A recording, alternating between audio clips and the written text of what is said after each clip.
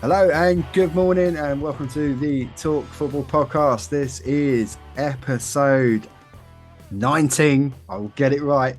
And I've been waiting and wanting to get this man on my podcast for a very, very long time. We are welcoming to the pod Mr. Simon Cotton, Southampton fan extraordinaire.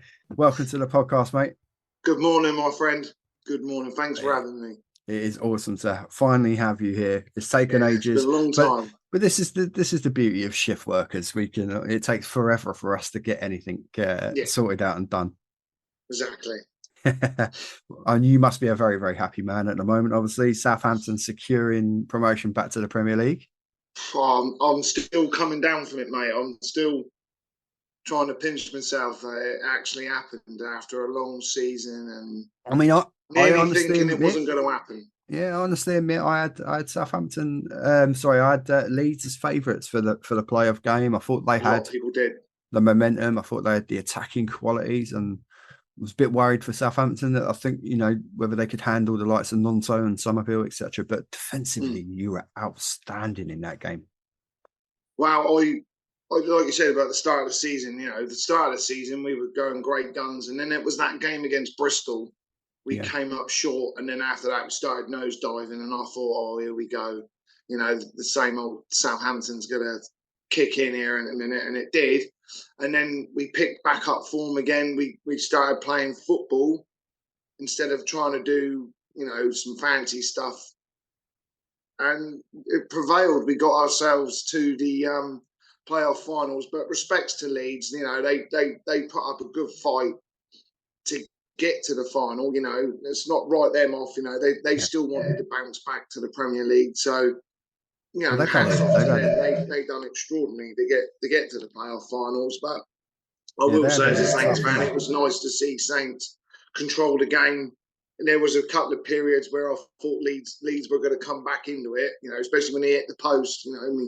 My throat just dropped, and I thought, oh no, here we go, because Saints don't do well at Wembley. No.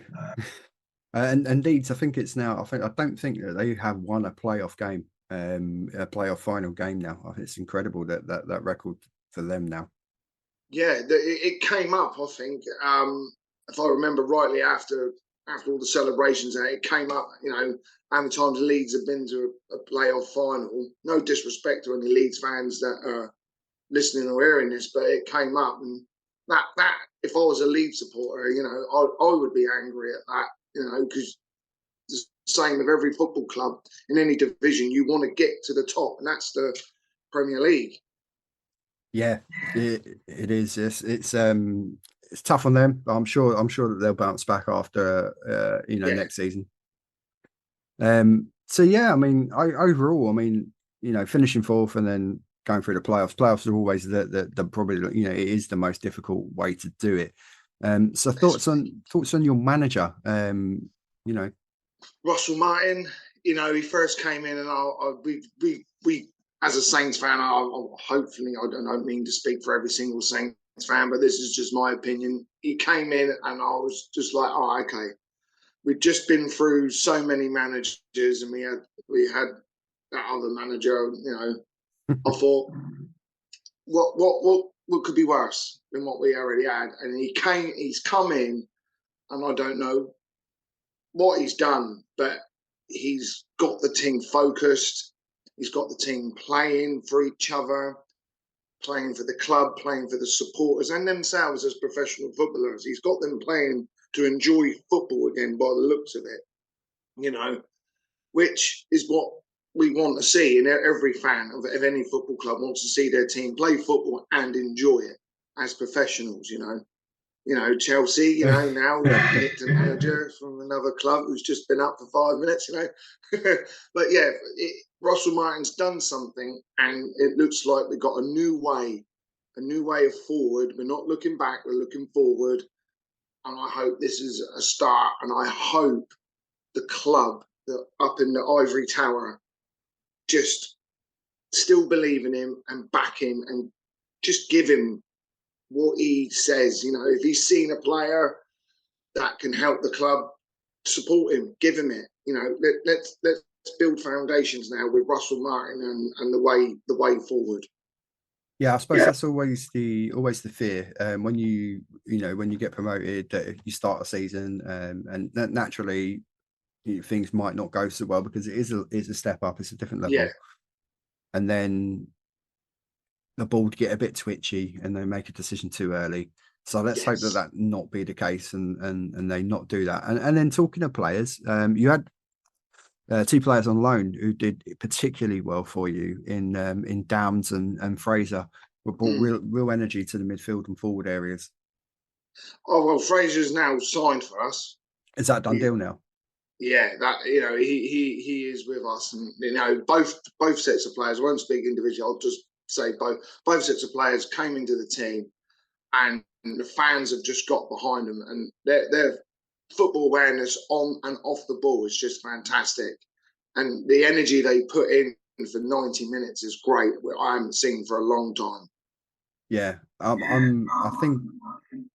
think that there is talk as well that you're going to try and get Flynn Downs on a permanent as well. I Yeah, know, that'd be nice. yeah. That would be Obviously something great. West Ham have got a new manager, so I mean he may well be part of Lopetegui's plans, but you would think Lopetegui's probably going to want to bring his own style of midfielders in, so there Mm. probably is an opportunity to get him on a permanent. So that'd be great. I Um, hope that Down stays with us and wants to continue the journey and strengthening Saints' position in the Premier League. I'm not hoping for miracles or anything. It's going to be a tough next season. It's going to be very, very hard next season because every year the Premier League it outdoes itself. Every year it gets difficult. We spent 12 years back in the Premier League, and that final season when we went down, it was just unbelievably hard. yeah, well, we've seen that in the season that's just gone. Because obviously Mm. the three teams that come up, but the three teams that went down, and that's despite the fact that Everton and Forest got points deductions as well. So that that really does make it difficult. I see one name that was linked with a possible return uh, to Southampton this morning as Yeah, well. Adam Lallana. yeah, I've got an opinion on that, and I hope other Saints fans have as well. I think no, I wouldn't like to see him back. I think we're, like, as I've said before, we're on a new way forward now, not back. He left Southampton to go and play for Liverpool. He wanted the big games. He wanted to win things. I was there working when that final game of the season he was playing. He was last behind all the players, tapping his top, kissing the badge as all players do, and then he left. And then it didn't work out at Liverpool. He went to Brighton. And now, because we were in the final of the playoffs, he was sat next to Matt Letizia. Mm. I'm sorry, you played for us. You wanted to leave. We've got a new team of players that want to play football, and as I'll quote Russell Martin, do something special with the club. I don't think bringing in past players will help. I think it will just disturb what we've got. Yeah, bit of regression that would be. Yeah, Yeah, same with Danny Ings. Danny Ings is rumoured to come back. No, I'm sorry. I think we should leave past players alone because it hasn't worked out where you went. Let's get new blood in. Let's use some of our academy, bring them up, and move forward in a new way. I don't think bringing past players back. It has worked in the past in other teams, but we got Russell Martin now with his way of thinking. I think that's what we need. I'd agree. Young dynamic players. You look at Samuel Dozie.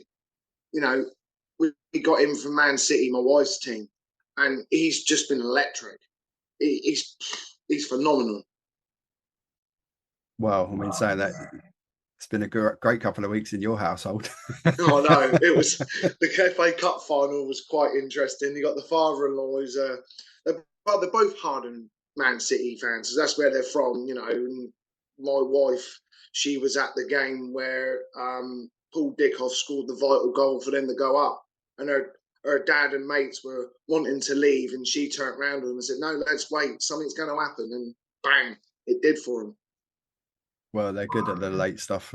Very good at Yeah, the late yeah, stuff. The old, the old Aguero moment. Uh, yeah.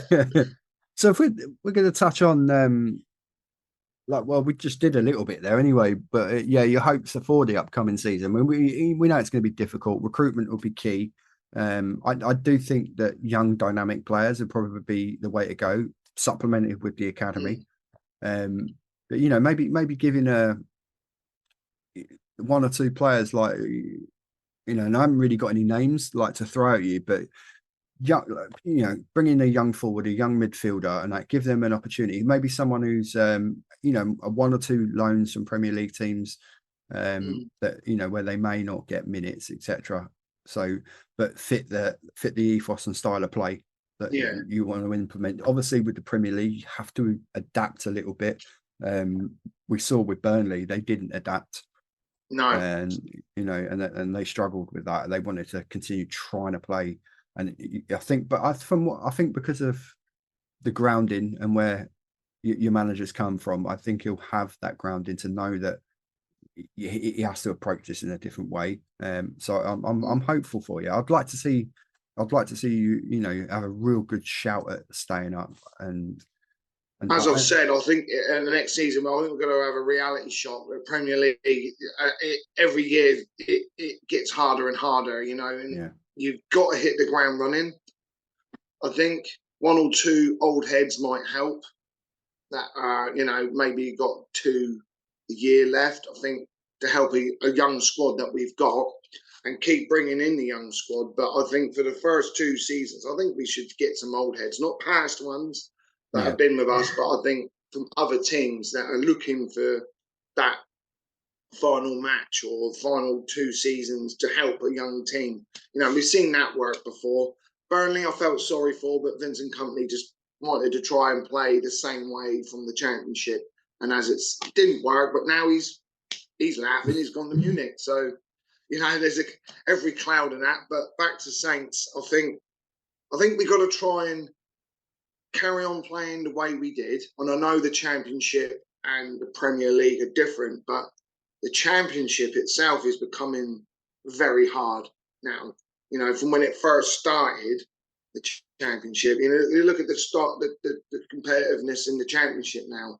Every team goes out there and gives it their lot, and it's just as exciting as the Premier League. But when you get to the Premier League, obviously the pace, the energy you got to put in it's got to be 10 times more than the Championship. So I think Saints will cope because obviously they've been there before, and we were one of the longest teams in the Premier League as well before we did eventually met our demise twice now. But yeah, I think we'll win the games we're supposed to win.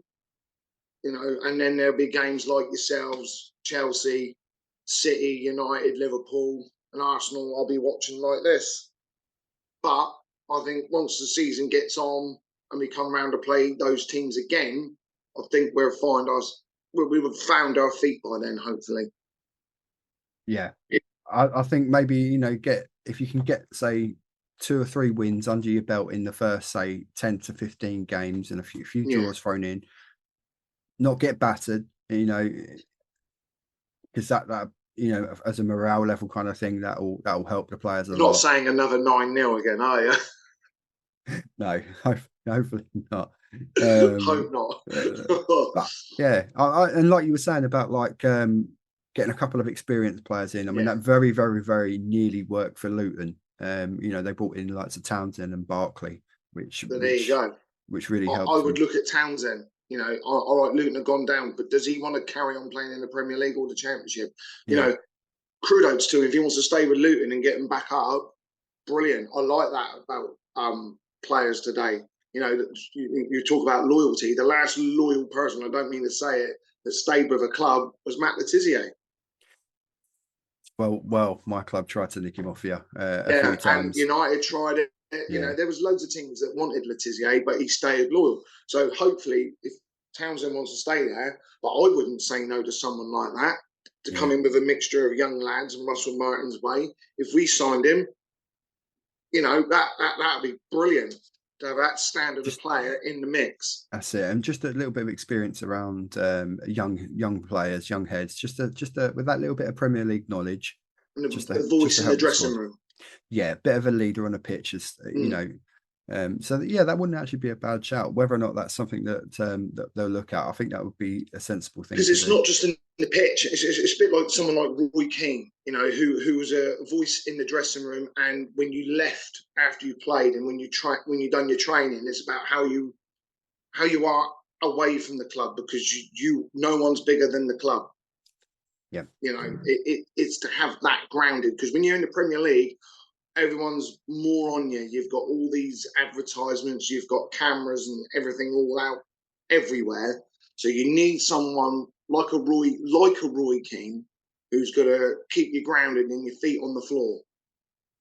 100% agree with that. Yeah. So, well, I mean, we've covered that.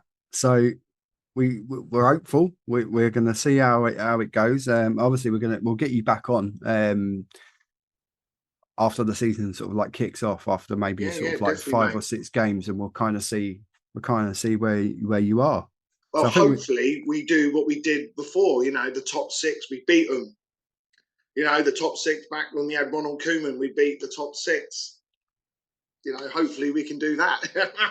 I am touching wood. I'm touching all the wood in the house. Because Chelsea are going to look good next season. Now with your new manager, hopefully it brings you all together as a collective. And I'm trying to stay positive on that. The appointment for me, not to touch too much on Chelsea, because it's about your club, but my question to you, it was a little underwhelming, the appointment, and to be honest, most of the names we were being linked with were a little underwhelming. Okay, but that's going off of a period of 20 years of success under Roman. The reality of that is that's not where we are now. We have got a very, very young team, the youngest squad in the Premier League. So perhaps the approach of having a manager that just wants to work with the group of players, is not fussed about the business aspect of it or how the club's run, maybe under this new, and that's the thing. The reality is, as Chelsea fans, these owners are going nowhere.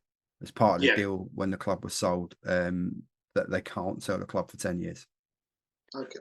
So we're stuck with them. I know that they've taken a lot of stick, but they have put an incredible amount of money into the club already. Oh yeah. 4.2 billion to secure the club. They have had to sign.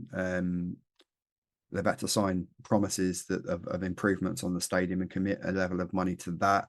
And then, of course, we've spent the best part of $1 billion on the squad. I know we've got rid of a lot of players and we've saved a lot of money on wages, etc., getting higher.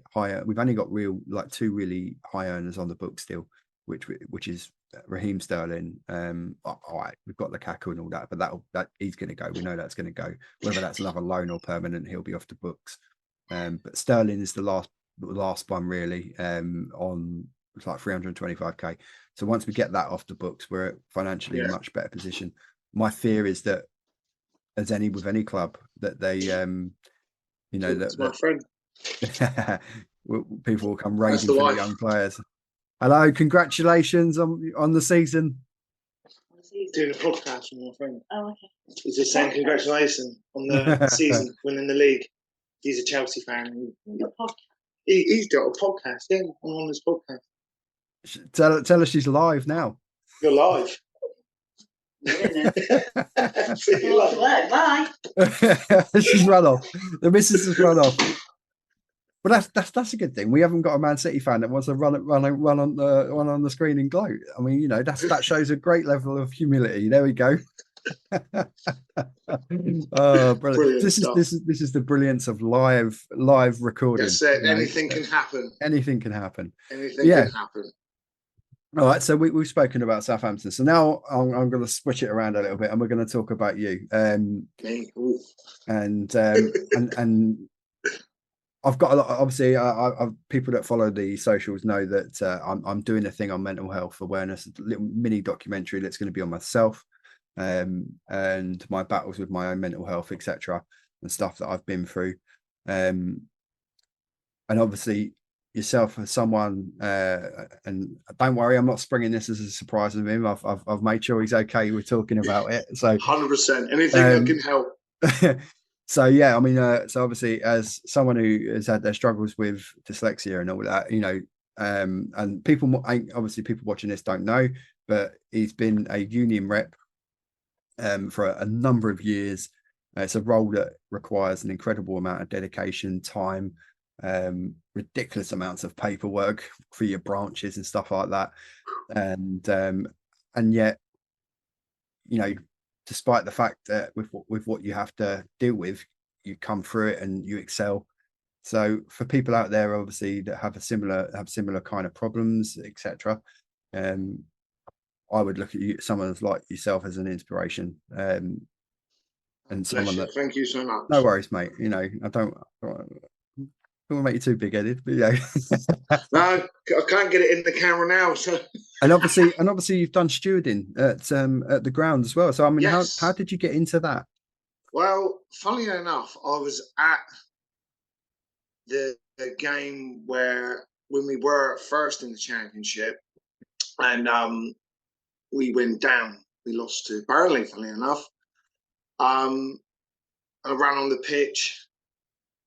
I will say no more. Just and then the jobs were available. I applied. 18 years later, I'm still there working as a steward. I've seen the ups. I've seen the back-to-back promotions, working for them. I've seen us go back down, and now I've seen us go back up again as a steward, working for your team since you came into the world. It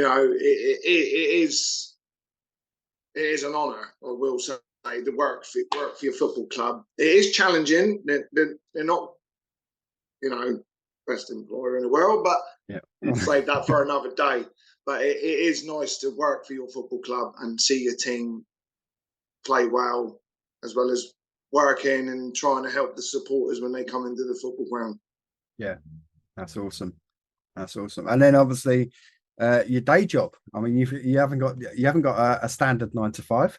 Um, so tell us a bit about what you do on a daily basis, because this is a Well, man. This is a 23 years ago, a young lad started working at his local waste and recycling depot as a refuse worker, bin man, waste operative, whatever they call them nowadays.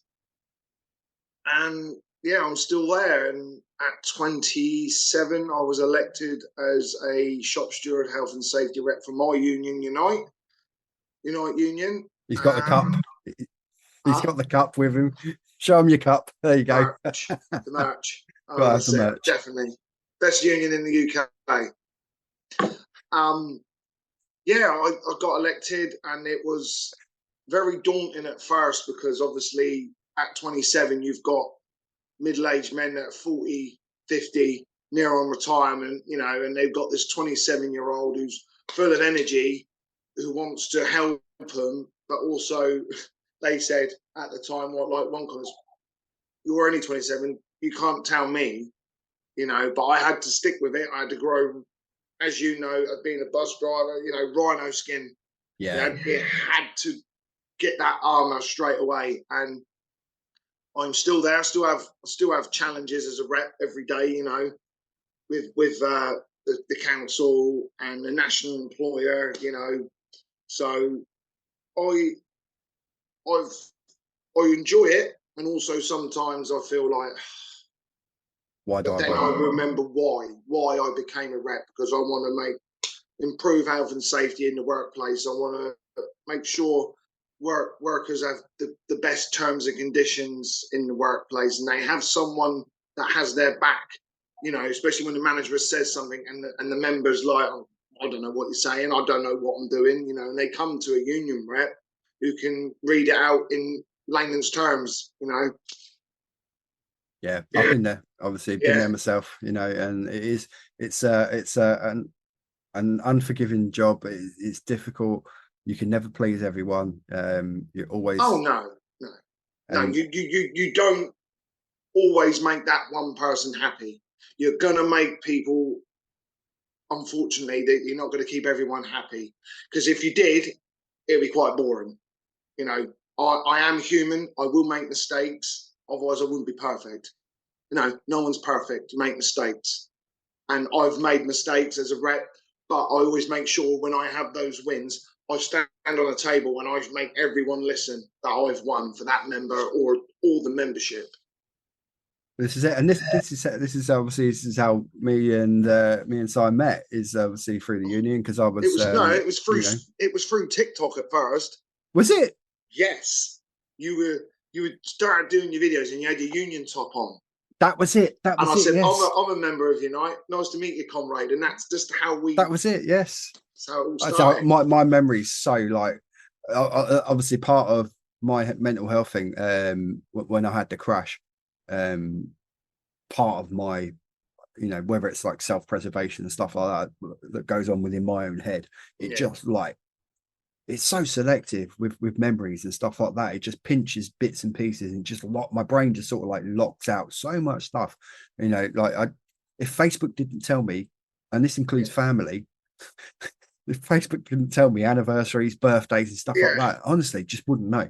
I'm completely oblivious to anything. And it's a bizarre thing. Like, I can put my keys down somewhere and brain just locks out where I put them. And it's just really strange, and that never used to happen before the accident. I had a very good memory recall on a lot of things. I could remember literally half the phone numbers in my phone book, and all my bank details were all completely like stored in my head. I didn't have to like read a piece of paper and know where I had my account numbers for like every account and sort codes and everything. Even the bank card, like the 16-digit number, and that I could recall all of that. Now fog. Fair play to you, mate. It's you hard. seem to have done really well. Yeah, like, getting there. when I was a kid and my mum took me off to get assessed for dyslexia, and I didn't know what was going on. I went to some place and I was doing bits and pieces, and because the school picked up on it, and my mum, God bless her, she went through everything, all the red tape and everything to get me the best help. And the infant school and junior school I went to, they did the best, but obviously I had to go off to a what was called then a special needs school. And I've spent all these years from play school, infants and juniors with all my friends. They went off to their respective secondary schools, mainstream, and I'm going off on my own to this special needs school. I didn't know anyone. I had to wear a green jumper, red tie, and a white shirt. And that was just the horridest uniform I've ever worn in my life.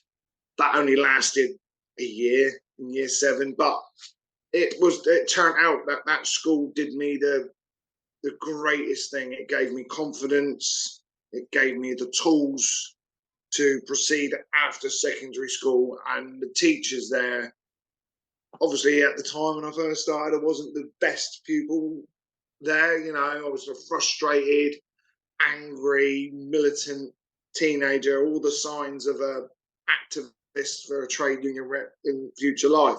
But I would, I'd take my hat off to Oak Lodge School, Dibden and Hyde in Southampton. Absolutely fantastic school that deal with kids with Asperger's, all the disabilities that there is, neurodiversity and that, they did me brilliantly. And I went on to college as well afterwards and did continue education. And then I left there. I had an adult life then dealing with it. And I still, because some of the comments were nowadays are, oh, you had it as a kid, but you don't seem to have it now. And I'm like, no, it's not like a little illness that you have as a kid, and as you get older, it disappears. Dyslexia is there. It is in your life. It's there. It doesn't disappear as you get older. It's not like a growing pain in your knee. As you grow, you get growing pains. It stays with you. And thankfully, I've got a family, I've got a wife and friends around me that understand me. They get me, and also helpful and kind. There's things that I do around the house, which I know my wife wants to bury me out in the patio sometimes, but she understands me, that I see different through my eyes than she does her own. and that's what I like, that I've got that friendship, I've got that family, I've got my wife that supports me. Yeah, it's I mean, when I'm undiagnosed dyslexic, but I know what it is. I never when I was at secondary school, which was you could go back and look at my primary school, and every school report at the end of the year all said the same thing, and it was, he has all this creativity, this energy, and he can do this and he can do that, but he never gets it on paper. Yeah. He never gets it down. And then you go into secondary school, and the reports are the same. And it was never, dyslexia was something that was never really picked up upon as much when I was at school. And I think that's the I problem. agree with that. There's no support level. It was more of you sit at the back of the classroom, you're being disruptive. Let's just use ourselves. If we're in a classroom, I was Alan and Simon playing up again, put them at the back. Put them at the back, take your time doing your work. If you don't finish it, there's no drama. Don't blame the teachers. I don't blame the teachers, because at the time, they were only doing what they had. The tools that they had, that's all they had. Unless you went to like the school that I went to, a special needs school, where they had the tools, but not the tools they probably have got nowadays. It was hard. For me, it was the bullying. The constant bullying. I'd come home from school in my uniform, walk to my granddad's, saw kids from my infants and junior school. I thought they were still friends. Push me off my bike, beat me up. The torment all the time. But as you get older and they see how you've progressed, I don't hate them, and I don't look for revenge, because we were all kids and there was not enough education out there as slowly there is. I don't think there's still enough being done about dyslexia. That's why, you asked me about speaking about it, because, the platforms like this are really, really helpful, because if someone out there's listening to this who has dyslexia and has never put their hand up and said, yeah, I've got what these two are talking about. How do I go about getting help, or how do I go about getting assessed? And it could be an adult, it could be an adult like our age, I worked with a lot of people when I was before, and including my job now, that struggle. And obviously, part of my job now is that there's a little bit of paperwork you do. You have to fill out, your accuracy with your log cards for recording your driving hours, etc. And I know that there's people that probably suffer in silence, and they don't talk, and they don't they just get on with the job and do what they can, but they could probably do with that little bit of help. And when particularly when I was at secondary school, one thing that actually, and so when you were disruptive and that, you got taken out of the class and you got sent to what they called at the time the div room. So that's where all the disruptive kids got sent. The thing that benefited me on that was that that was where all the school computers were. So at the time, it was like the IBM, and like the BBC computers, those kind of things. So I became self-taught and self-proficient in using a computer, which was phenomenal for me, because I could write stuff on the screen and make as many spelling mistakes, miss out complete sentences, even though in my brain, I know that I'd put them on there, and yet the spell check and everything. But that then gave me a level of learning. So I was able to, that was like a support mechanism for me, that the computer became my support mechanism, not so much the teachers, because again, they had no training and understanding about how to deal with those issues at that time. So obviously now I'm, very proficient with technology. In fact, most people that I work with, when they've got problems with their phones and their computers, and they come to me to and sort it out, which is quite ironic. But yeah, I just think I think it's an important thing to highlight. I think it's all too easy these days that to write kids off and say, okay, just send them off to. I'd like to see more. So this, don't get me wrong, they call it obviously the SEND send schools now and stuff like that, and they are brilliant, and particularly with people like with autism and ADHD, stuff like that. But I'd like to see more done in mainstream schools, Yes. particularly for dyslexia, so that more people can remain in mainstream education and but have the support, because the thing with a lot of dyslexic people, it's all here. Yes, Some of all the most now. incredible intelligent people that I know that are dyslexic, but they cannot, but unless someone unlocks the pathway for them to do it, they cannot get it from here to here, and there's that's where they get held back in the You're frustration. absolutely spot on. It's I've got to say it. Men our age don't talk. They We don't. do not talk in a group. We don't talk together. We don't open up. And that's why platforms like this are so important, so men can talk, and hopefully someone's listening out there or has a question that they can help out. And you're right about mainstream schools, or hopefully, I don't mean to go political, we see a change in government and they help the teachers. They give the teachers the tools and the funding they need so they can help these pupils in their schools, because it's not the teachers' fault. They're only working with what they got, and they want to do so much for kids. So when they leave secondary school, if they go off to college or university, they've had the groundwork. That's you're totally spot on. Yeah.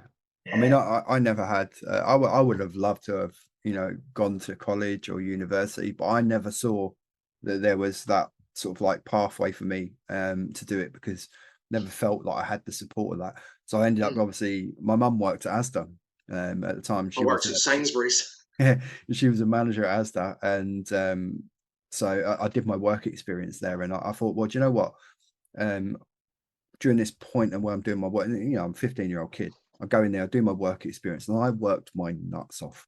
I didn't just turn up and go, oh, this is a shop or work experience. I went in there and I worked. I was probably the most productive person on the section that I was working. The dairy and yogurt aisle in Asda at that time never looked so much spot on. And the manager said to me, if you want, when you turn 16, if you don't want to carry, sorry, a little fucking fly trying to attack me. If you don't want to carry on in education or for whatever, he goes, you got a job here. So you want to come and work, you come and see me and you're in. Mine was the same. I did year 11. We got into work experience mode at the time then, and obviously I live near my local Sainsbury's in Southampton, and I managed to get the work experience, and like you, I was really into it. It's like, oh, this is better, because I was always the one that just wanted to finish school, get out to work, So I was really enjoying it, getting in, stacking shelves, working up in the bakery, and doing all the other bits and pieces, learning working life. And they offered me the job, and I stayed there after that for about 2-3 years, and then something happened there, and then I went on to the council, But yeah, I excelled in work experience. I mean, with me, ultimately, I got frustrated because I was a young guy. I was progressing quite fast. I was good at what I did. And then part of my frustration is when people put a roadblock in front of me. I'm like, okay, well, if that's not the avenue that I'm going to end up going down, I'm going to go somewhere else. And then I had a thing. Obviously, I lost a very good close friend of mine, which I'm going to be touching on in the documentary. And because of these pathways that were being blocked for me to progress, and because this guy, my friend, when he passed, he worked with me. As I found that very, very difficult emotionally to stay in the job there, because it was just too many memories, too many things that you'd be working a certain thing and you'd go, oh, me and so we used to do that together. And so I had a mate of mine, actually, fun enough, who was working on the buses. He used to work with me at Asda, and we had a chat, and he was like, well, to be honest, mate, he goes, I don't know why you don't come and do what I do, because I sit on me ass for 8 or 9 hours a day. They haven't really got a boss as long as you keep your nose clean and you do what you got to do. He goes, there's very, there's minimal paperwork you have to do. You fill out your times on your log card as you're driving, and he goes, and you'll be getting paid more. So I applied, had a great meeting with a manager, and then end up getting a job. And 24 years later, I'm still there. I've served at 3 garages, 17 years of which I was involved as a union official in some capacity, be that as a chair or a secretary, etc., helping. I've just been made the branch chair. Yeah, well, it's hard. Obviously, paperwork wise, I had to learn on the go because it wasn't easy for me always with paperwork. Computers obviously fantastic, so I could do a lot with that. But I'd had great support.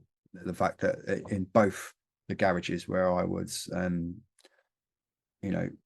representative, the rep at the time. So you had Dwayne Alloway and Wayne's the Speedies, and they were of great support. And I was like the bulldog, so I was the one that would be kicking managers' doors down and causing trouble and going, you can't do this with this guy, and you're not giving them a discipline for that. You got to support him, give him a day off for this, that, and it all. And luckily for me, I had these two guys that would go, okay, I understand that, I understand the passion, but we've got to rein it in a little bit. The days of doing that.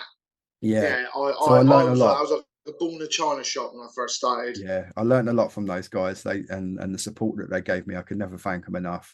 Obviously, I know things didn't end particularly well for me over the last with the union for the last month or so, but I still help people, in spite of the fact I'm not. Don't you? Yeah, people still come to me and say, "Oh, I've had a problem with the manager with this, that, and the other." I'm like, "Well, you need to speak to Dave, the rep, or whoever." I said, because they're the ones that can. I said, I can't come in and in there with you, but I'll give you this advice, and these are the rules and blah blah blah. These are what you need to speak up for yourself on, and knowledge is power at the end of the day. Exactly. Yeah. My convener, who's now branch secretary, he's been my mentor since since I've became a rep. He's guided me, he's helped me, he's pushed me in the right direction, and give me the opportunities when he thinks I need them. And without him, I'd be lost. I'd be walking in the woods with my head in the air. The knowledge in his head about waste, and people think, what knowledge do you need about putting bins on? But there's a lot to it. And I suppose, as being a rep like you were and myself, I am.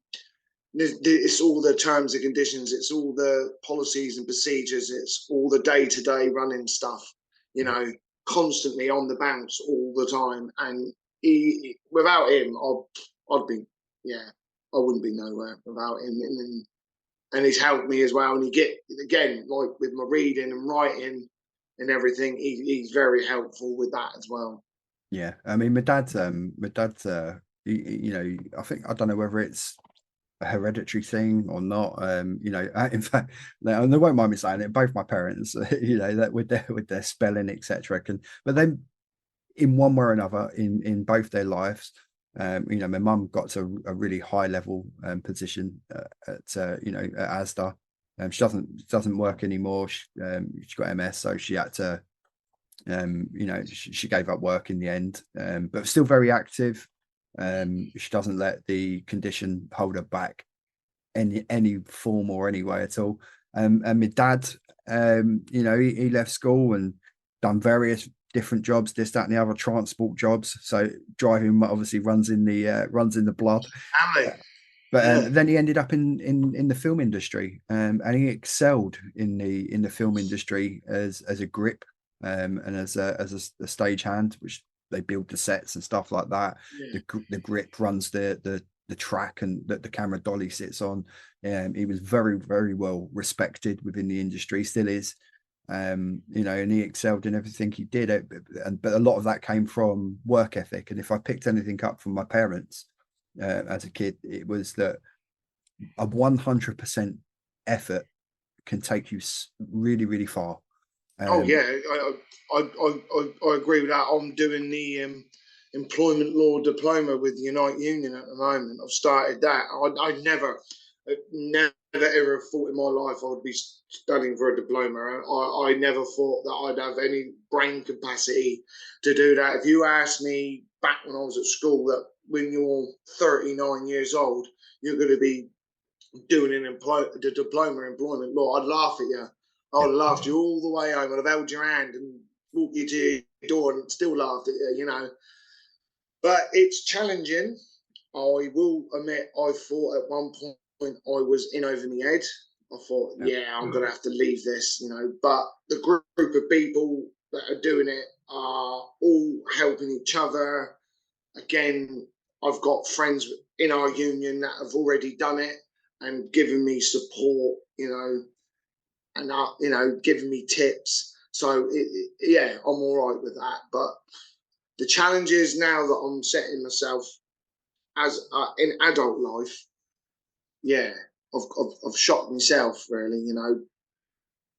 Yeah, you've done my dad, you've done amazing, mate. Honestly, my dad, he's got dyslexia, and he went to a school in Southampton called Red Lodge. He went there. My granddad had it, and my mum as well. But you know, she did well in working life. She was a physiotherapist at Southampton General Hospital. She done really well with herself, won awards and certificates and everything. You know, and she's was the one that got me to Oak Lodge. You know, and my wife, you know, she every day, anything that I can't read, anything that I'm challenging with, she'll always proofread it for me as well. Make sure there's no spelling mistakes. So if I'm sending an email to, you know, head of service, she'll go through it, same as me social media posts or texts, anything. She'll always, you know, help me with that. And yeah, I'd be lost without her, my wife. yeah, that's incredible. It's incredible to have that support network around you. What I will yeah, be doing, I think if you've got a good family connection and good support network you can rely on and bounce to, it gets you through life. You know, again, it's because speaking up. So conversations like this, men, just speak. talk. You know, break that glass and start talking about, you know, if you've got ADHD, you've got dyslexia, or any of the other known disabilities.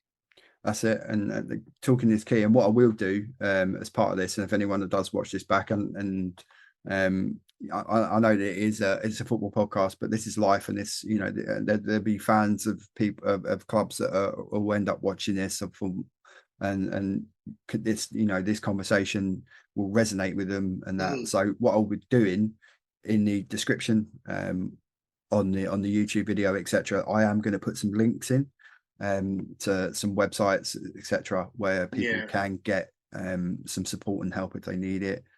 Just so that way people know, you know, there is a direction that they can go.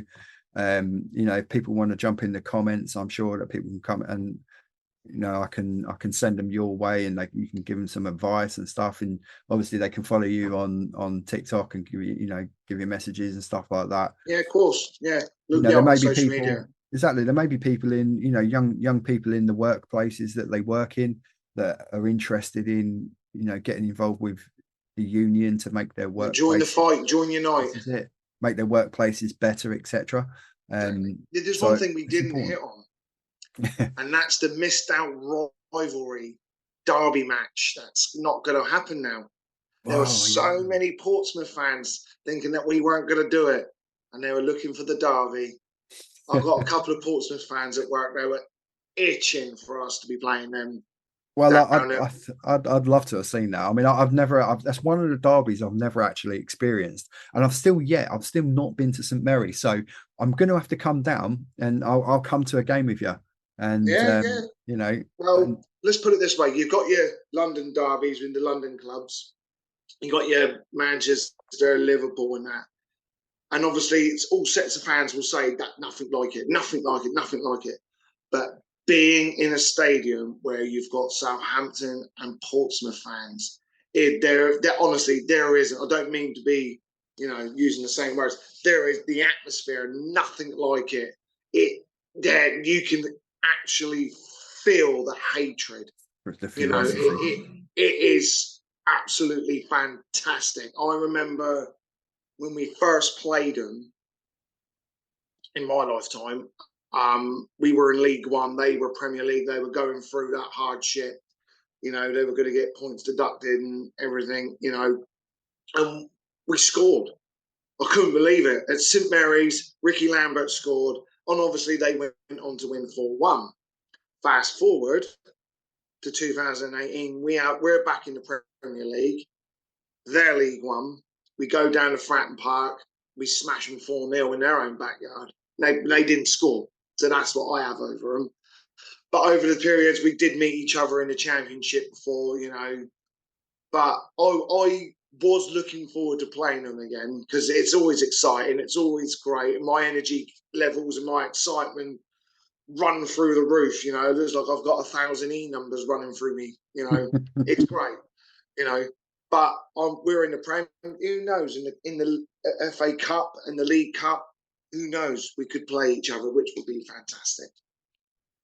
I mean, obviously, touching on that with them, obviously they'll come with a level of momentum, and you do tend to see this happen. We've seen it happen with Ipswich with this year, where you come out of League One and you carry a momentum into the Championship, and that can take you into the playoffs or automatic promotion. So if you can stay up, and they then get that level of bounce, there's a chance that this derby could happen in the Premier League. The Premier League will be hot. Because I said if we didn't win the playoffs and we stayed in the Championship, it will, and we played each other, and it'll definitely be on the respective channels on your telly. Yeah, it would make non-Southampton and Portsmouth fans watch that game, and the viewership would be through the roof, and both sets of club would benefit from it because it's such a high-profile game. Yeah, it would have made great viewing because non-Southampton and Portsmouth fans would watch it because it's a derby. It's Southampton versus Portsmouth or Portsmouth versus Southampton. And if we stay in touch wood, we stay in the Premier League, and if they're lucky and if they're good enough to carry on back-to-back promotions, but there's only one team in the South Coast that does that, and unfortunately it wasn't them. They come up, the Premier League will be even more exciting. You've got your London derbies, you've got your Manc derbies with Liverpool thrown in the middle, and then you have a South Coast derby. Bournemouth and Brighton are not relevant because Bournemouth's the southwest and Brighton's the other way. They just cling on to the derbies. Yeah. If you ask a Portsmouth fan, they say the same. There's only one derby in the South Coast, and that's this team and their team. So it would be exciting, and being in as a steward working there, the atmosphere is it's brilliant. Yeah, you definitely wouldn't want for that game. You definitely wouldn't want to be in front of the away fans. That's for sure. My days of going and standing and being against away supporters are all over those days. That's why I work. It keeps me grounded. But I do sing along. I'll tell you what though, like I've only ever been to. Wrist slapped a few times, but I've always said I'm a Saints supporter first, a steward second. I've only ever been to Fratton Park a couple of times, and my word, it's a. I mean, it's not the best stadium in the world, but my word, the fans make a racket. It's a real hostile atmosphere. Yeah. Yeah. So. I don't want to be disrespectful because any Portsmouth fans are viewing. I went there to watch an England women's game, and it was kudos to him for keeping an old stadium. We're going to be talking football, and as football fans, there's not many old stadiums left now. No. They're all these big, like massive hotel kind of things, stupid skyscraper stadiums, because it's all commercialized now. Football. Football's not about what the meaning of football's about, and I'll give it to Portsmouth that they've kept their stadium, and obviously one day they will have to have a stadium like Stamford Bridge, like St Mary's, like Anfield or Old Trafford and the Etihad. Yeah, They're going to have to one day. They want to be in the Premier League. They're going to have to look at having a bigger stadium, but those small grounds is what football's all about. And there is this worry that one day football's going to be way too commercialised, a bit like American football.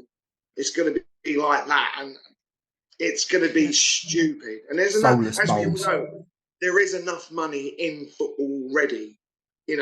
With players' wages and the amount of money that's paid for a player, and business owners owning a club that have no background in football whatsoever.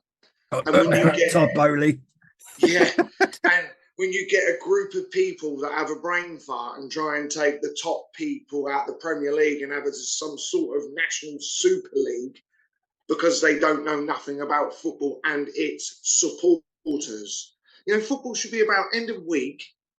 Take your daughter or your son, or as a family, you go. It should be somewhere cheap. It should be somewhere it's not going to hit the banky balances, But nowadays, you look at the ticket prices. You have to get a mortgage to buy one. It's ridiculous. That's why people stay at home and watch it on the telly. This is it. I mean, I found with my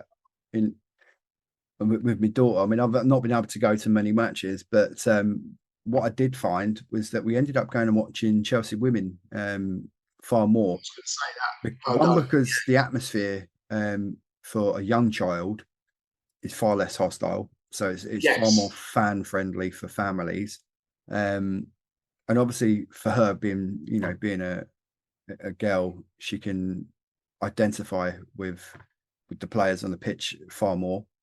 Of course. But like you say, it's just a cost thing. So like a season ticket to watch Chelsea women was like 45 quid.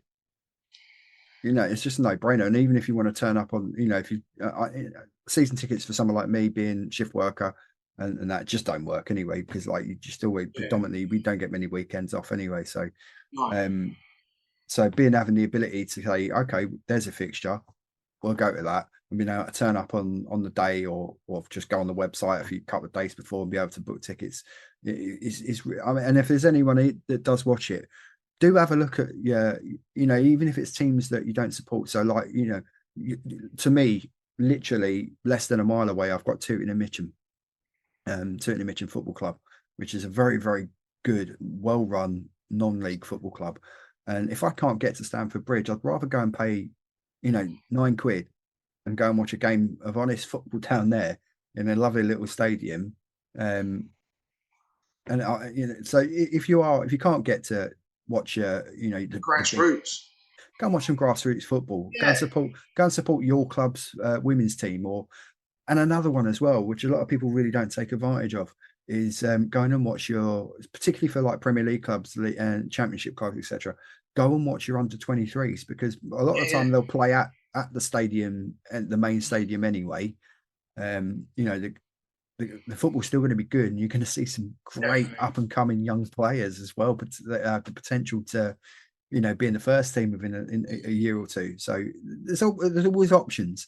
There's always options. If you love watching live football, there's always options. I've got a local team I go and watch, is that Eastleigh.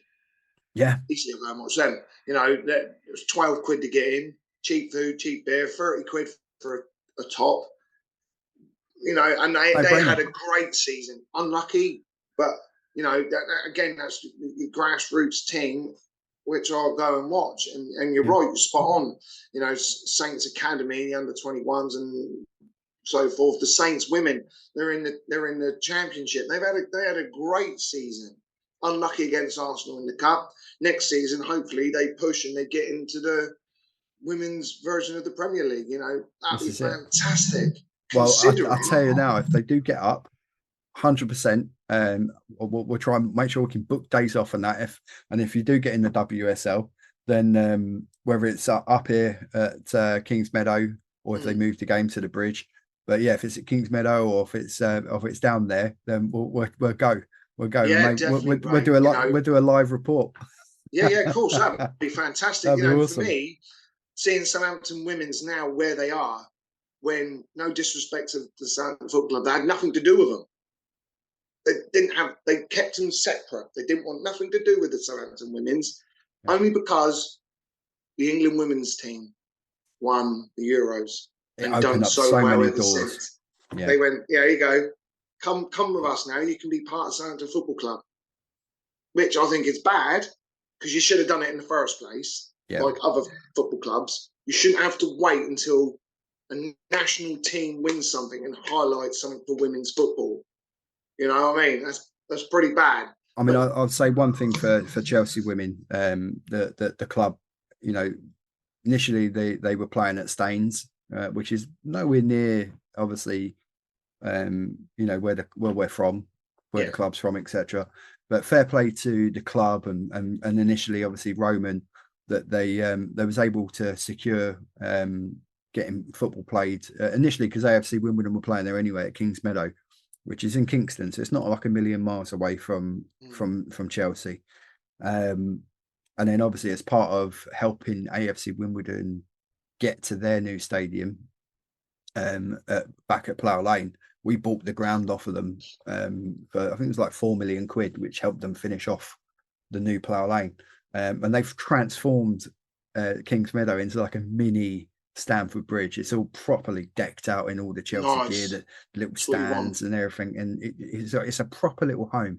And what I love about the women's football, and I've touched on obviously the success of Emma Hayes and stuff like that at Chelsea, and obviously it's phenomenal that she signed off with a WSL title in a very, very final game in charge of the club before she went off to America. But what I love is the accessibility of women's football. The fact that, you know, before and after the game, when the women's players are coming into the ground and stuff like that, is that the fans can meet them and mingle with them. And you don't get at top flight men's football, you don't get that accessibility because you know they got the security, the entourage around them, and they're not accessible to a degree. And like you say, everything's so commercialized with top level football that, you know, to meet players you have to pay and stuff like that. You're known in the Premier League, you're known as customers, not supporters. I've got to remind my club, and it does annoy them when I say, hang on, they're supporters, not customers. They own this club, they're supporters. Yeah, and that I think it's very easy, particularly for like for the foreign owners coming in if they've never owned clubs before, to really. English football is very different from football in other parts of the world. I mean, and that's what they're trying to do. They're trying to change it into the other parts of the world. Yeah, I mean, obviously the South American, you know, the South American clubs, they get it. I mean, they're a lot, you know, their clubs are part of their communities. They're part of what makes up their things. And you know, obviously, particularly with American owners, I don't want to be too harsh on American owners because their intentions are very good, but somewhat misguided sometimes. Is that obviously a lot of American sport is so franchisable. You know, they'll pick up clubs and they'll move teams to other cities and rebrand, and if they think that's more commercially viable, or particularly if a city wants a lot of regeneration within their city, they'll get an NFL or a club to move. And obviously, so you don't get a level of continuation in the fan base and generational support because it's not coming from where it started. Whereas obviously with if you're a 4 or 5 year old kid, probably like yourself, your first game you probably went to would have been the Dell, I'd imagine. Yeah, the good old Dell. I did go to the Dell as a Chelsea away fan, but I was tiny, so I don't really remember it. I remember it being very tight, and if I remember rightly, like the away stand, one side like here, and it was like that. Felt like the roof was in on you like this, and and obviously you're so close to the pitch, you can literally lean over and touch a player. And I think the only thing with my criticism of these modern stadiums, these bit soulless bowls, that Yes, and you've these got that distance. blueprint stadiums, I call them. And don't get me Yes, right, commercially they're better, they're easier to run, they're easier to maintain, etc. But yeah, I feel like a slight lack of atmosphere. And when I go up to somewhere like Stoke, it still has the elements of a traditional sort of like four-sided stadium. I know they've yeah, started spot filling on. some of the Yeah, corners in, etc., but the atmosphere kind of still is there. Obviously, our local rivals, Fulham, the Craven Cottage, that's right. Yeah, albeit they've got their new stand now, but there's still an element of being a traditional. You still got the cottage in the corner, yeah. where the players get changed, etc. And you still, which is such a bizarre thing in football. The fact that you're in a modern day modern day Premier League, and in the corner of the stadium, there's this tiny like cottage that goes back to like 1905 or whatever That's it is, right. Yeah, and it's incredible. And I think we have to. There's so much about football that gets like pasted forgotten. over and forgotten, and I think that you have to remember your roots and remember where you come from in football, Oh, of course, because definitely. otherwise, I if you think what football could look like in 4 or 5 years' time, the way it is commercially, Frightening. and that, where does the next fan base come from? And I know there's actually a lot of people I know, that they even though they're Premier League supporters and that, their kids have actually started going off and looking at more local clubs. So rather than going and supporting Chelsea, this, that, and the other, or whatever, they're now looking at clubs in like more locally. So that would be in, say, Championship, League One, because it's financially it's better and easier for them. They can always get And tickets, cheaper. etc. And the fans just make it mean more. Mm. I've been very, very lucky. Good friend of mine who's been on the pod, and I go up and see him 2 or 3 times a year. So I've been able to go up, and he's a Derby County fan, and from where that club and what they've been through in the last couple of years to bounce back, and I've been to we went to the game during this season up at when we played Northampton, and bearing in mind, Derby County, if I remember correctly, it's the 16th biggest stadium in the country. Yeah, that's right. It is. No, It's a and massive stadium. Pride Park yeah, again, it is a bowl. It's very, very similar to like Stadium of Light, Sunderland, St Mary's. But the fans are real fans, and they Mm. generate that real football stadium atmosphere, which is phenomenal, which I love, and just everything about. And yet again, I love League One football. I love Championship. I honestly think the Championship is probably the hardest division in Europe Yeah, by far. I noticed from when we first. Yeah, this season I'll take it. Yeah, this season, in the championship, I've never seen it so competitive. Yeah, it's Really, crazy. really competitive. You know, it was just so fantastic to watch. You know, especially my team, Southampton, going out there and having that 21 game unbeaten. Yeah, that was just something superb to watch. Yeah, it's That one. incredible when you look up and down. The manner and the way we went about getting ourselves back to the Prem. Looking back now, I can go, yeah, that was a really good effort and a really good go at it. Yeah, and it's incredible when you look up and down, even from like League Two, League One, Championship, the Mm. amount of like teams within the last, say, 15 to 20 years that were originally established Premier League teams. Um, Yeah, yeah. some just huge clubs, You and look a when lot the of clubs Premier have been League for it. first started, Yeah, was it 92, 93? 92, the 92 Mm. season. You look at the Yeah, teams that were in there and look where they are now. and a lot of people forget the year before the inception of the Premier League, which would have been the last year of Division One. Leeds Yes. United were the champions. Yeah, they were. Yes, it was on the Premier League Yeah, years Gordon yesterday. Strachan, McAllister, etc. Mm-hmm. And now and you look where Leeds went to. They were very close to one going out of business, then ended up dropping down as far as League One, and then eventually coming back to the Premier League and obviously relegation now. But Mm-hmm. and yourselves have been on a similar journey. I've always had a bit of a bit of a soft spot for Southampton, mainly because of Matt Letizia. I am a Ah, huge, huge Matt. I mean, if any young people are watching this and you've never watched the highlights reel of Matt Letizia goals, go and watch it on YouTube. you need to go and watch it because He honestly, was scoring goals back then. What players score now? your Messi's and Ronaldo's, yeah. Yeah, Yeah. and David Beckham. Oh, I The mean, goals that there was one Beckham again scored. in particular against what that resonate with me was there was a goal he scored against Newcastle where he brought it down sort of left side of the pitch, he popped it over one player's head, and then just like slotted it in. And then there was Yeah, that one he did a very similar one against Blackburn where he sat Colin Hendry. Colin Hendry didn't yeah, know what planet he was on, yeah. honestly. And the And the free one against kicks, Wimbledon where he just chipped it up oh, and just hit it boom, and went yeah, the straight in the volley, corner. oh, Oh, yeah, brilliant! from And the free the kick. final goal at the Dell. He Oh, came mate, I mean, on. you couldn't write it. You couldn't write it, No, you he know. took a touch, banged it straight in, beat And Arsenal very rarely 2-1. now, particularly at clubs, and no disrespect to Southampton, but particularly of clubs of Southampton size, very rarely do you get a player that's such a star, Mm. such a great talent that stays with one club. Yeah, it goes back to loyalty, doesn't it? Yeah, and he had the opportunities.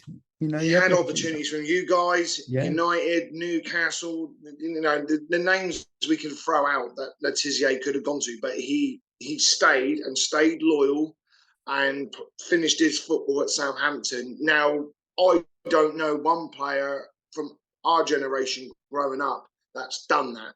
yeah. I mean, that's for me. Obviously, I mean, even John Terry ended up finishing up at Villa. So Mm. he didn't even. He was obviously with us a long, long time. But yeah, Lampard, Man City. I suppose the only other one off the top of my head I can really think of would have been Paul Scholes. Yeah, I yeah, don't, that's a good I one. don't, Scholesy, yeah. yeah, I know he went to Oldham. I don't think it was as player manager, but I think it was just a straight manager. So Yeah, I think his player entire, wise, Scholesy, yeah, yeah, other than I'd maybe a say that. loan or two at the start of the career, I think he was pretty much United for the vast majority of his Well, he's professional. part of the class of '92, isn't he? This is it, yeah. And I'm Mm. obsessed with that anyway. Honestly, I watch all football documentaries. I can't hoover them up enough. Well, I know it's the opposite team we don't support, but we grew up watching those players. Yeah, Obviously, football for and me, our respective clubs. We were, we saw it all. yeah, You for know, me, they had the greatest Premier League midfield four that I've ever seen, which was yeah. obviously Giggsy on the left, Scholes and Keane in midfield, and Beck's on the right. I Mm. just don't think you get a more complete unit than that. You even say them names now, and I would be frightened to play against those. Could you imagine lining up of that against that? Every week. Even playing against Roy Keane, I'd have to And, wear double shin pads.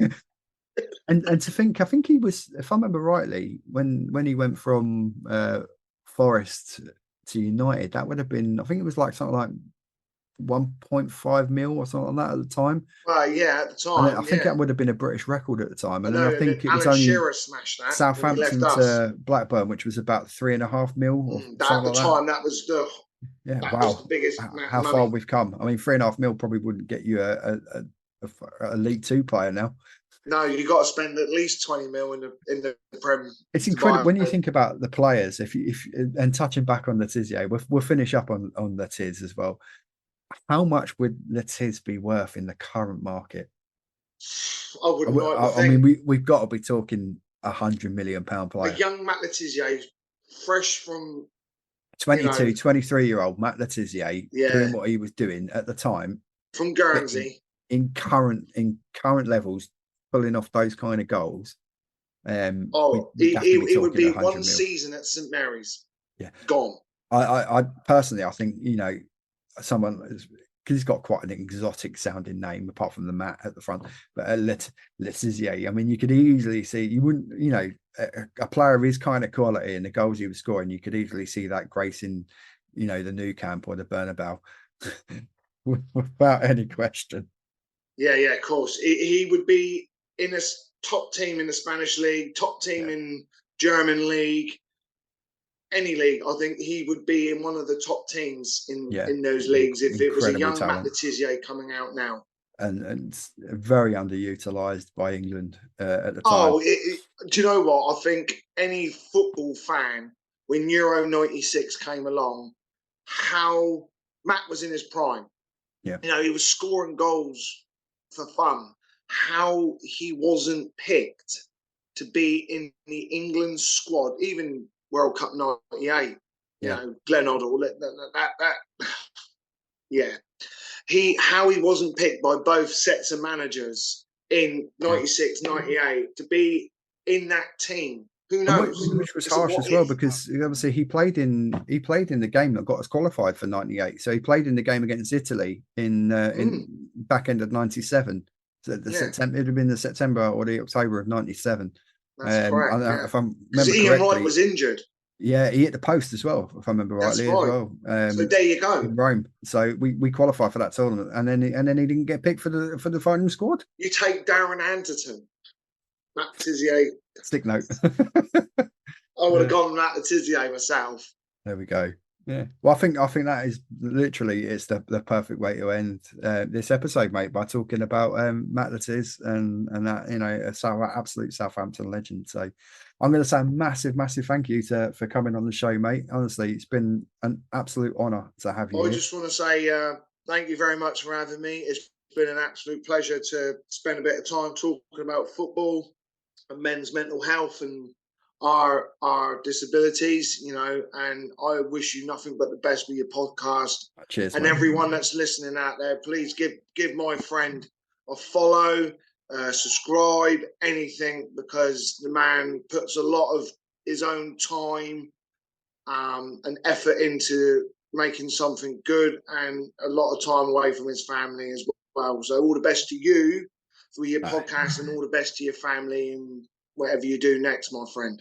Cheers, mate. I appreciate that so much. Honestly, this has been brilliant, and obviously doesn't mean that, you know, we're not going to have you on again. We're definitely going to have you on again, and you don't have to be just about friend, Southampton. If it helps, it can be about anything. Trying to achieve, I'm all yours. Not a problem. Brilliant. Hopefully, it won't take us so long this time to try and sort a date out. This is, you know, obviously it's being busy. A better way. If it takes longer, it's always better. You know, good things are worth waiting for. I look forward to playing Chelsea next season. Do you know what? It'd be incredible. It'd be amazing. Yeah, I'll have to, maybe even if I might be able to try and come down and we go to the game, and I'll have to sit in the Southampton end with you. Come and find you. Well, I'll come and sit with you, and because there's no chance of me getting an away ticket, so no chance. So I can come and I'll just have to be quiet if we score. Yeah. The chances are we're probably by the time we play you, we'll be on about probably our 6th manager of the season, and well, when you've won 6-0, you know. Yeah. And then Southampton will be smashing us at St Mary's, and I'll just be sat there in the stand going, "Yeah, this is great." It's great. Okay, my friend, not a problem. And he'd be like, "What?" They'd be like, "Why's your mate crying?" He's so happy. He's so happy. He's got emotional issues, don't he? He's so happy to be here. It's his first game. Brilliant. Right. So for everyone that gets to watch this back, thank you so much, obviously, for the interaction. Don't forget, if you want to get in contact with the show, you can hit the link, and that gets you to all aspects of the show. One thing I will do while I've got you here, I don't know if you saw the post, but I'm doing a charity walk in September that I'm organising. I think I've seen that. Yeah. Yeah. So it's going to be starting. So it's September the 8th, starting at 10 a.m. at Stamford Bridge. And it's only a little 15-mile walk. It shouldn't take any more than about 5 hours or so. So you're more than welcome to. It'd be brilliant if you could come up and do it. You know, check your planner, mate. It's open to all. So yeah, it starts at Stamford Bridge, 10 a.m. We walk down to Craven Cottage at Fulham, then walk up to Loftus Road, QPR. Yep. Across to Brentford, the Brentford Community Stadium, and then the final stretch up to Wembley, taking in a couple of refreshments along the way. Oh yes, got to take a liquid lunch in, haven't you? Yeah, a little liquid lunch. Obviously, I don't know the fixture lists or anything, so there could be games on that day, which would be awesome. But I'm organising everything. There's one central fundraising page on the Just Giving, and again, links to that all on the link tree. So for anyone that wants to be part of that, all you need to do is turn up at Stamford Bridge on September the 8th with a pair of shoes and your favourite football shirt on, and come and join in the walk. I've got about 6 or 7 people that have committed already to doing it. Brilliant stuff. You're doing fantastic, mate. The overall aim is to raise about £1,000. It's for Children with Cancer, the charity, which is good on you. I know a few mates of mine that their kids have suffered with leukemia and stuff like that at young ages and stuff. So it's cancer's always a thing that's always close to my heart. A lot of the charity stuff I've done down the years has been for cancer, for like Royal Marsden, etc. It's a horrible disease. There's probably not a family out there that cancer hasn't touched. So it's well worth getting involved with. And like I say, all instructions on the day, I will provide full instructions to everyone, so everyone knows the pathways and the roads and that they've got to take. That will all be covered and done by myself. I'm organising it all on my own as usual. And then all people want to do is literally just turn up on a day with a shirt on, and then share the fundraising page across. They don't have to set no fundraising up themselves. They just share what's already been created. We've already had a couple of donations in, so that's brilliant. And then that's it. It's an open invitation to anyone. So you're more than welcome to come up, mate. I wish you nothing but the best with that. And you'll smash it. Appreciate it. So there we go. That is season 4, episode 19 of the Talk Football podcast with Simon Cotton. We've talked about so much. I only said I'd keep you for about I think 45 minutes to an hour, and wow. We've been here for an hour and a half. No worries, mate. We had a lot to talk about. Yeah, that's it. So yes, so that is it. That's the end of the episode. Once again, thank you to Si for coming on. No problems at all. And to all the folks on YouTube, I am about to say goodbye to you. So make sure you join us on the next episode.